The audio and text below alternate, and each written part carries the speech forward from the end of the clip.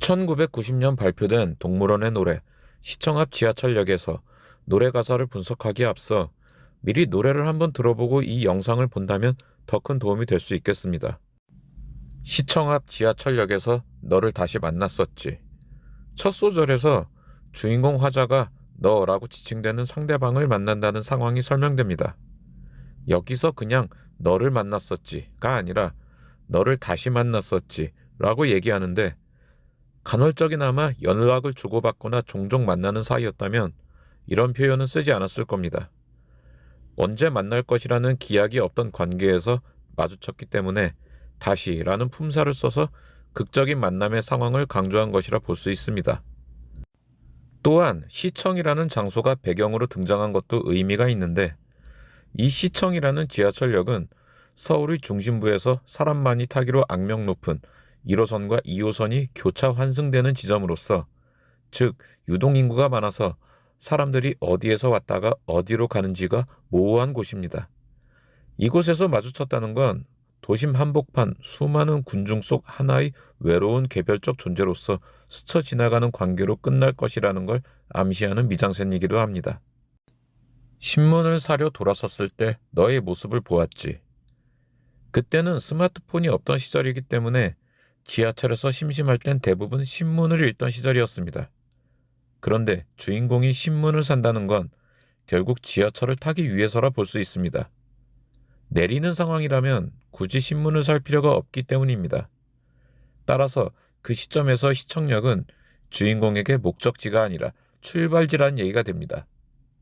그렇다면 그 시각은 출근 시간이 아니라 퇴근 시간, 혹은 최소한 석간 신문이 가판대에 걸리던 오후 4시 이후 시간대일 확률이 높습니다. 또한 단거리를 가는 상황이라면 굳이 신문을 살 필요가 없었을 겁니다. 최소 30분 이상 시간이 소요되는 먼 거리를 가는 상황일 확률이 높습니다. 즉 서울 도심이 아니라 서울 외곽 지역인 인천이나 부천, 의정부, 안양, 수원 등의 외곽으로 가는 여정인 듯한데, 지금이야 수도권 부동산 시세도 높게 형성되어 있는 현실이지만 노래가 발표되던 그때만 해도 서울에 비해 주택 가격이 상당히 차이가 나던 시절이었습니다. 이건 결국 주인공 화자의 경제적 형편이 서울 안쪽에서 집을 구할 수 있을 정도로 아주 여유롭지만은 않다고 볼 수 있는 방증이라 할 수 있습니다. 그렇다면 그냥 서울 시내에서 월세방이나 원룸을 구해서 살면 되지 않겠는가 라고 반문을 제기할 수도 있겠지만, 만약 남자 혼자 산다면 그게 가능할 수 있습니다. 그런데 주인공 화자는 굳이 수도권 외곽으로 집을 구해서 서울 한복판으로 장거리를 출퇴근하는 삶을 살고 있습니다. 이건 결국 결혼을 해서 수도권에 집을 구했다는 유추가 가능해집니다. 한마디로 유부남이란 얘기입니다. 주인공은 지금 유부남의 신분으로 시청역에서 옛 친구 혹은 옛 애인을 만난 상황이라 볼 수 있습니다. 또한 신문을 읽는다는 건 어느 정도 시사나 시류에 관심이 있다는 얘기고, 그 당시 신문은 한자도 많았기 때문에 주인공은 최소한 신문의 한자 정도는 읽는데 부담을 느끼지 않을 정도의 학력 수준은 된다는 걸 알 수 있습니다. 물론 스포츠 신문을 샀을 확률도 있지만 이 노래 가사의 텍스트만을 봤을 땐 그냥 신문이라 지칭되었기 때문에 굳이 스포츠 신문이라 오버해서 추측할 필요까지는 없다고 보여집니다. 발 디딜 틈 없는 그곳에서 너의 이름을 부를 때 넌 놀란 모습으로. 여기서 보면 주인공이 먼저 상대의 이름을 불렀다는 걸 알 수 있습니다. 발 디딜 틈 없는 복잡한 현장에서 아는 사람을 봤을 때 마음 먹기에 따라 못 본 척하고 그냥 지나갈 수도 있습니다. 더구나 이 노래에서는 상대방이 자신을 인식하지 못한 상태였기 때문에 더더욱 쌩까는 게 가능했습니다.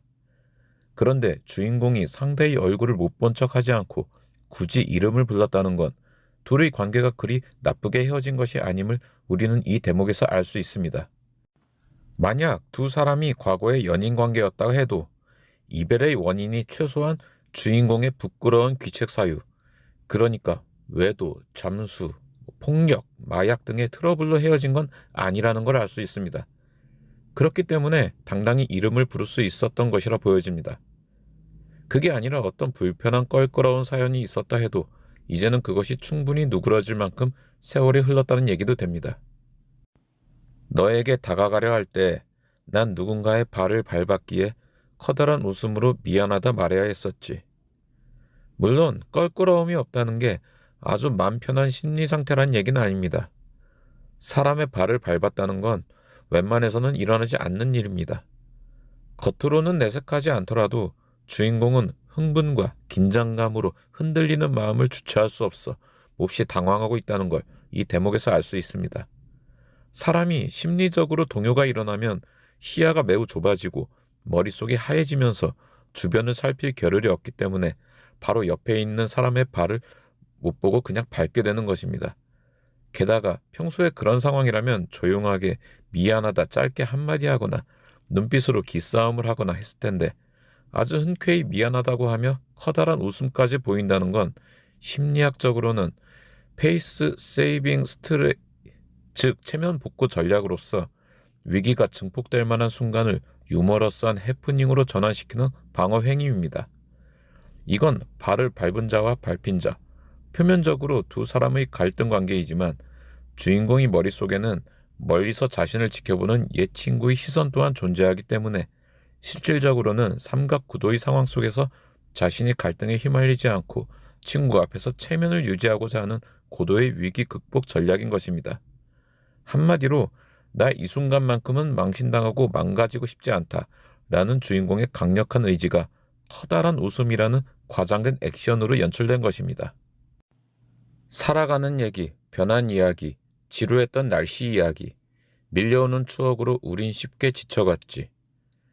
우리가 경조사나 동창회 같은 데서 오랜만에 친구를 만났을 때 특히 어색한 사이일 경우 만나서 대화를 이어나가기가 쉽지 않은 경우가 많습니다. 그래서 흔한 대화의 패턴이 잘 지냈냐, 많이 예뻐졌다, 또는 많이 멋있어졌다 이런 식으로 인사를 주고받습니다. 지금 노래 가사에 나오는 두 사람의 대화도 전형적인 거칠의 스몰 토크, 즉 아이스 브레이킹의 전형을 보여줍니다. 그리고 하나도 궁금하지 않은 날씨 이야기를 합니다.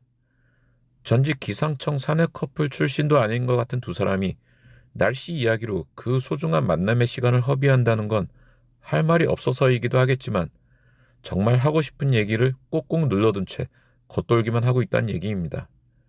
그렇기 때문에 두 사람은 쉽게 지쳐갈 수밖에 없던 것입니다. 정말로 별 사연이 없는 여느 지인과의 만남이었다면 안부 묻고 날씨 이야기만 하더라도 충분히 반가웠고 더 이상의 어떤 여운도 없이 개운한 마음이었을 겁니다. 하지만 두 사람은 그렇지 못했기 때문에 마음이 지쳐갔던 것입니다. 그렇듯 더디던 시간이 우리를 스쳐 지난 지금 너는 두 아이의 엄마라며 엷은 미소를 지었지.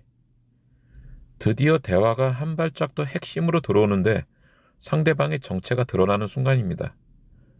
여자가 먼저 나는 두 아이가 있다며 선빵을 날린 것입니다.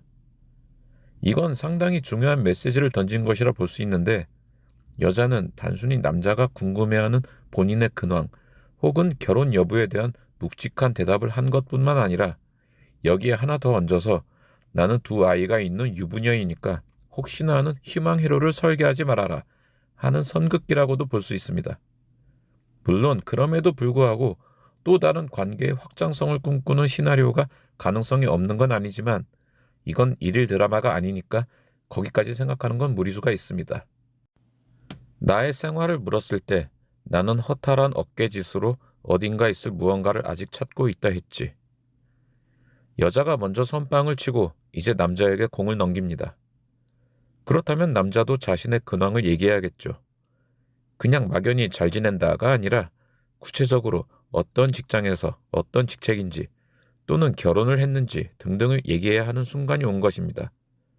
그런데 주인공 남자는 그냥 허탈한 어깨짓으로 어딘가 있을 무언가를 찾는다 라고 말합니다. 구체적인 알맹이가 없는 몹시 김 빠지는 답변이라 할 수 있습니다. 이 답변에서 우리는 두 가지 단서를 얻을 수 있습니다. 일단 이 주인공은 현재 내세울 것이 없다는 겁니다.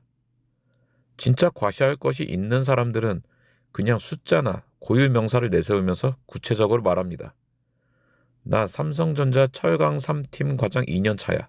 혹은 나 한국과학기술원 로스쿨 겸임교수야 하는 식으로 말이죠. 꼭 내세울 거 없는 사람들이 금융권에서 일해 하는 식으로 대충 에둘러 말합니다.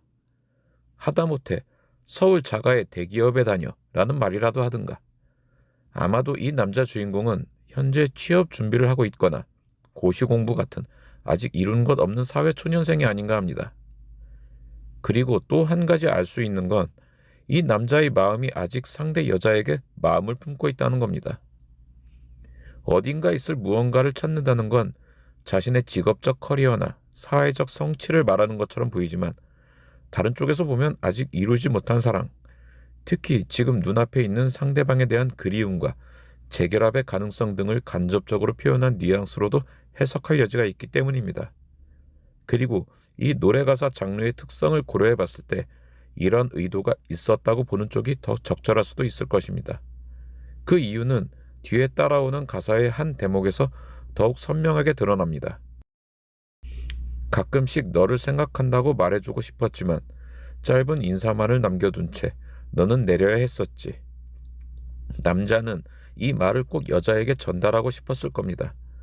새로운 인연과 사랑이 시작될 가능성, 오랜 기다림과 그리움, 이런 것들을 마음속에 품고 살았을 거란 짐작이 가능합니다. 하지만 여자는 이 말이 나오기도 전에 서둘러 열차에서 내립니다.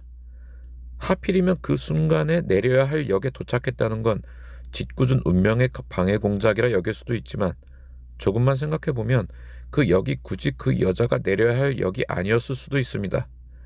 자신의 목적지가 아님에도 여자는 그냥 그 순간의 인연을 마무리하고자 열차에서 내린 것이라 볼 수 있습니다.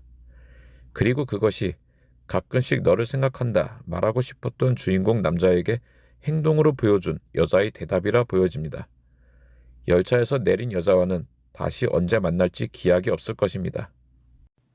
언젠가 우리 다시 만나는 날에 빛나는 열매를 보여준다 했지. 이렇게 과거의 다짐을 품에 간직하고 살아가던 남자는 빛나는 열매를 손에 쥐지 못한 채 여자를 시청 앞 지하철역에서 다시 만났습니다. 그 마음이 어떠했을지 정확한 표현은 나오지 않았지만 여자가 열차에서 내린 이후의 이 가사에서 어느 정도는 참고할 수 있습니다. 너의 모습이 사라질 때 오래전 그날처럼 내 마음은. 오래전 그날이라 함은 아마도 두 사람이 마지막 이별의 그날일 것이고, 그렇다면 지금 오랜만에 만난 여자가 다시 짧은 인사만 하고는 열차에서 내린 이 상황이 오래전 그날과 비슷하다는 얘기가 될 겁니다. 그렇다면 그때만큼의 슬픔과 회한이 주인공 남자의 가슴을 쓸고 지나갔을 거라는 유추가 가능합니다. 물론 미련 없이 사라져버린 여자가 애석하기도 하겠지만 우리는 여기서 여자의 현재 상황도 한번 고려해 볼 필요가 있습니다. 여자는 왜 시청역에 나온 것일까요? 평일에 직장인 밀집 지역인 시청역 인근에 두 아이를 키우는 여자가 나왔다는 건 단순히 놀러 나온 것이 아니라 일 또는 생계를 위한 어떠한 본일을 위해 나왔다는 추측이 가능합니다. 그렇다면 여자는 느긋하게 집에서 가정주부의 삶을 살지 않을 확률이 더 크다고 볼 수 있습니다. 이 노래가 쓰여진 배경이 80년대 후반에서 90년대로 진입하기 직전의 시점임을 감안하면 그 시절은 대부분의 여성은 결혼 후에는 가정주부로서의 삶이 디폴트이던 시대라 할 수 있습니다. 심지어는 잘 나가는 전문직 여성이라 하더라도 두 아이의 엄마라면 맞벌이를 하기가 쉽지 않은 시대상이었습니다. 따라서 이 노래 가사 속 여자 입장에서도 중산층의 여유로운 가정주부로서 아이들 등하교 시켜주고 마트에서 쇼핑이나 하는 느긋한 생활을 하는 건 아닐 확률이 높아 보입니다. 결국 이 여자는 생계를 위해 정신적, 육체적으로 매우 바쁘게 살고 있는 소시민이다 라는 정황적 추리가 가능한 상황이고, 오랜만에 만난 옛 남자와의 재회가 그렇게 낭만적으로 받아들일 수만은 없는 심정이었는지도 모르겠습니다. 두 사람은 언제 다시 만나자는 얘기도 없이 서둘러 헤어졌고, 남자는 멀어진 여자의 뒷모습을 바라보며 오래전 추억에 젖어 있을 그 타이밍에 여자는 두 아이가 저녁밥을 챙겨 먹었는지, 학원을 땡땡이 치진 않았는지 그런 생각이 머릿속에 더욱 가득 찼을 수도 있을 거라 보여집니다. 시청 앞이라는 지역, 지하철이라는 배경이 그런 것입니다. 엇갈리고 스쳐 지나가고 한순간 타고 가다가 느닷없이 내리는 곳, 그리고 떠난 후에는 돌아보지 않는 곳. 하지만 언제 다시 찾아오고 만날 수 있는 곳, 정해진 궤도에 몸을 맡기고 돌고 또 돌아가는 그런 곳이 지하철이고 그것이 인생이기 때문에 두 사람은 언젠가 다시 만날 것이라 보여집니다. 시청 앞 지하철역에서 이 노래는 동물원의 원곡도 좋지만 저는 김범수의 리메이크 버전도 괜찮았습니다. 한번 감상해 보시길 추천드립니다.